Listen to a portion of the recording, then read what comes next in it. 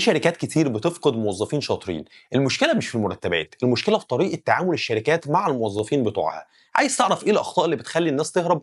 استنى شوية هقولك. كتير من الشركات بتركز على تحقيق الأرباح وبتنسى إن أهم أصولها هم الموظفين. لو الموظف حاسس إنه مش مقدر أو إنه مجرد رقم، طبيعي إنه يدور على شغل في مكان تاني. خليني أقول لك أخطر 3 أخطاء بتعملها الشركات. أول حاجة عدم التقدير. لما الموظف ينجز شغل كبير أو يحقق هدف مهم بيلاقي نفسه مش واخد كلمة شكر، ده بيخليه يفقد الشغف في شغله. تاني حاجة تجاهل التطوير. الشركات اللي مش بتهتم بتدريب الموظفين وانها تطور مهاراتهم بتخلق بيئة عمل مملة وغير محفزة. هنا الموظف عايز يحس انه بيتعلم وبيكبر مع الشركة، ولكن ده ما بيحصل. وتالت حاجة ثقافة العمل السلبية. لو مكان الشغل مليان مشاكل زي النميمة او الإدارة المتسلطة بيعمل بيئة طاردة لأي حد حتى لو كان شاطر في المجال بتاعه.